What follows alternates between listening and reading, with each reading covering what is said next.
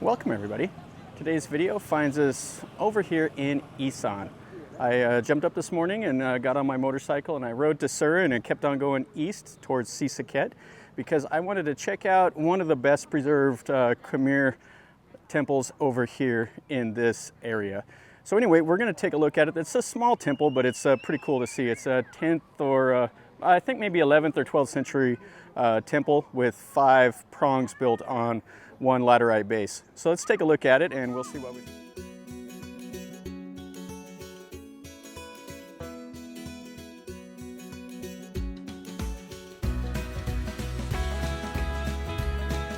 So this is what we're going to take a look at. And it is a pay site. You got to pay 50 baht for a foreigner or 10 baht for a Thai. And it's just in a small little community over here. And the Thais come over here, they take pictures. There's a little place here for some food. And there's lottery salesmen and the normal stuff that you see here. But it's quite popular for the locals in the area to come over and take a look at it. So let's go in here and let's look at it. This closes at 6 o'clock. But at 6 o'clock, it's best to be here a little bit before that because it starts getting dark right around then. Okay, so this temple here was surrounded by a moat, as you can see over there. Now it's just some grass, and they have some of the works over here with the styling. We'll take a look at that next. Let's look at this first. So some kids are over here feeding the fish. Okay, so this is the temple right here. This is Prasat Sikhoraphum. I know I'm mispronouncing that. The center prong is 38 meters tall, and it was initially built for being a Hindu temple, and it was dedicated to the God Shiva, and it's orientated to the east, so you see all these doors are open towards the east, and that's typical of the Khmer temples. So we can see some of this they have sitting over here. So this was all carved out of the sandstone. You can see some of the little figures in it. I think these might have been like little Naga at one time. I'm not exactly sure. They're pretty weathered. And then over here, this would have been, I think they would have had like the Shiva linga on top of that. And some more of them. And then over here looks like some of the corners. They got some like algae growing on them now. But you can see where they were carved. And they're just sitting right here next to this tree. There was probably a building underneath where this tree is at one time. Now this moat that's around it, I think it was like 115 meters long this way and 125 meters across from north to south.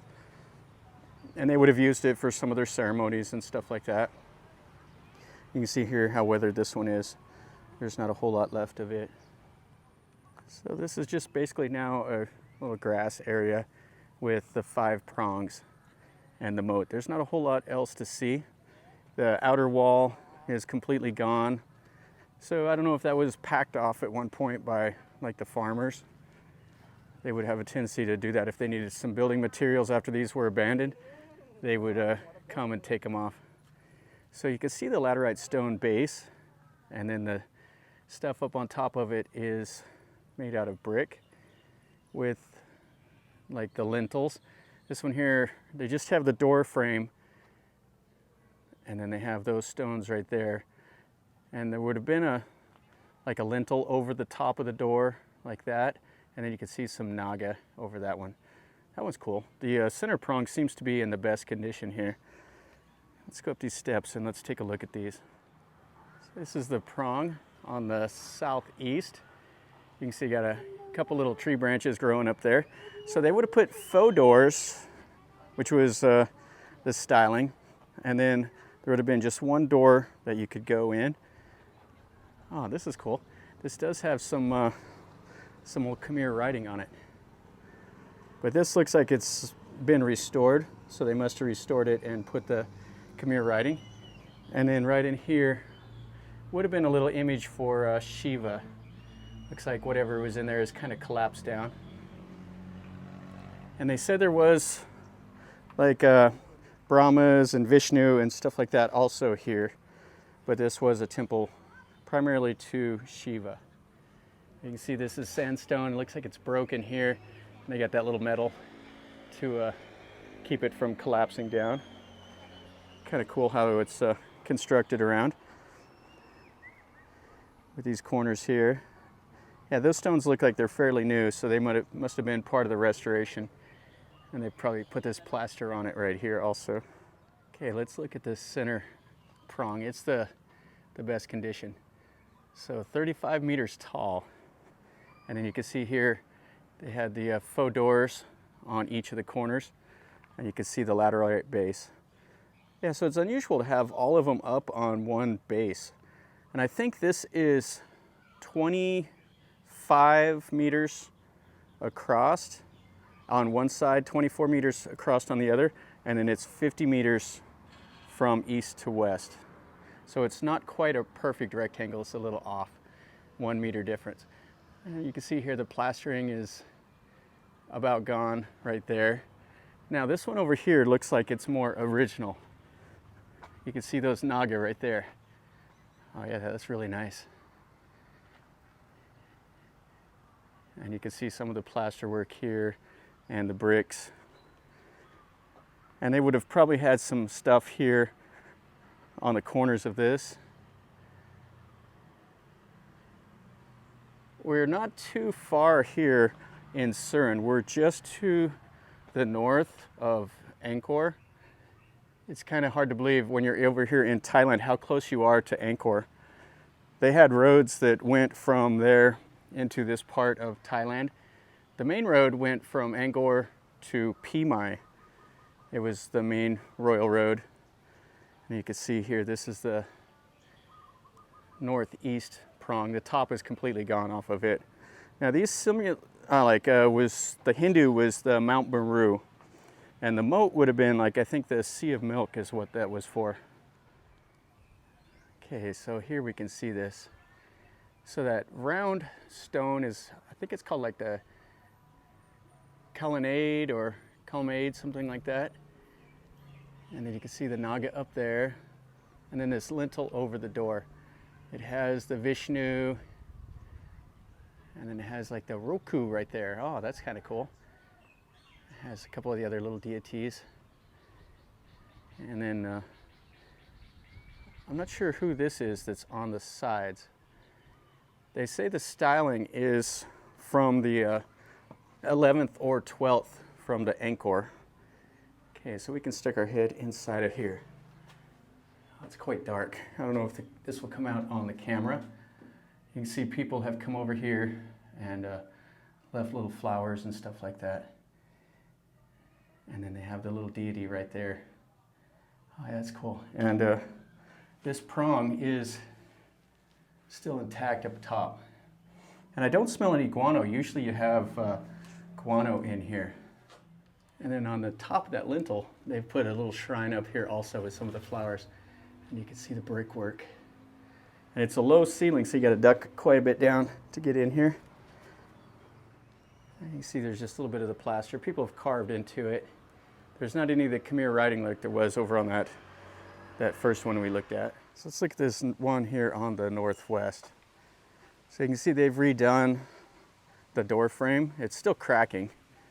And then it's completely missing its top.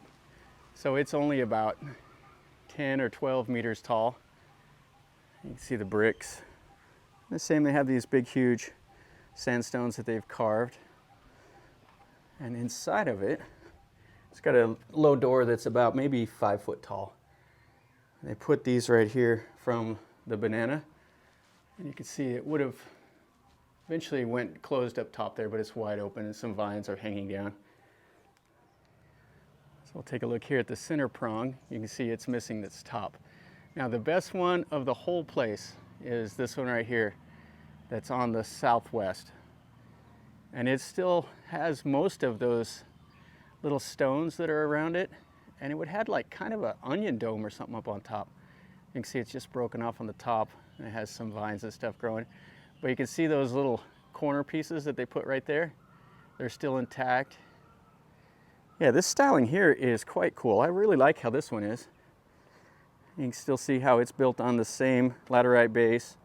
and then they have the bricks going up, and then all that plaster was on it. And it has all the faux doors. 3 of the doors are fake, and then the one and only door that you can go into is right here on the east. Yeah, this is cool. That's a nice look at it right there. That sun is right behind it, so if I get out in that sun, it'll have me the lens flares. And you can see the styling here, how it looks. And then the door. And they would have had an image in here. You can still see it. Looks like it's something there is made out of wood that's up on that. They would have had something down right here, and then the main image would have been up top. Let's see if we can see it this way. Yeah, you can see that through the top. And there would have been a lintel across right here. It's gone now. You can see some of the plaster. That looks like it's all been kind of restored a little bit right here. Over here to the west of it, they have a couple just bases. There would have been some buildings right here. You can see little pieces of them around these trees. So I don't know what these would have been. If they'd have been maybe like libraries. But I thought they usually put the libraries up in the center. But with it being kind of a small platform, maybe they would have put the libraries over here. And there would have probably been other things out here. And then outside of the moat would have been the community. There would have been the Khmer living all out in here. And if you come to this area here in Surin, there are lots of signs that says like Prasat, whatever, go this way, Prasat, go over this way. And the Prasat is the name of these Khmer temples. And you can see how cool that looks. Pretty nice right here. They have these lotuses growing in the moat. And then this just leads outside of the park. And then there's a modern Thai temple over here. And what I read about it is at one point this was remodeled and it was made into a Buddhist temple. There's the evidence that they did that. And this would have been outside of the moat. And this will be our last little look at this. How fantastic is that? And there is no tourist out here. There's a few of the Thais, but this is way off the touristy route. You see the reflection of those little prongs right in the water. And they've stuck a sign in here. I'm not sure what that says. One of the signs back towards the entrance was all in Thai, and I did the Google Translate, and it said, "You're prohibited from coming in here and trying to restore this yourself," is what it said. And then this is the other one. Check out those gnarly old roots. Yeah, out here you see these trees that just completely overtake small little structures. And then they had a little walkway here at one time, and it's mostly all gone now. You can see some of the locals taking pictures, and then they come out here on this lawn and they have like a picnic lunch and stuff like that. So that's going to finish up our video over here in Surin at this old Khmer temple, this Prasat Sikhoraphum, I think is how you say that. It's a pretty nice little temple. I've seen better than this, but this one is just one that I've been reading about, and had a wild hair, so I jumped on the motorcycle and came over here to check this out. It's worth a look if you're in this area. It's not really worth like a special trip. If you're in Buriram, you're about, I don't know, you're probably, an hour or so away from there. So if you were going over towards Sisaket from Buriram, you could stop by here and check out this temple. It's quite cool. It's nice enough. I've enjoyed it, and hopefully you did too. If you did, definitely smash the like button. And if you're new to the channel, subscribe, stick around. This is what I do. I show you things that I see and tell you a little bit about what I know. So if you like that, then subscribe, and then you're notified when I post a new video. And definitely leave me a comment if you've been over here, if you have any questions, or if you know more about this temple than I do. Definitely leave me a comment and tell me more, and that way other people that watch the video can learn a little bit more also if they're interested. And I'll put in the best description I can about this temple. So from over here in Surin, remember guys, life is a journey. Until next time, enjoy.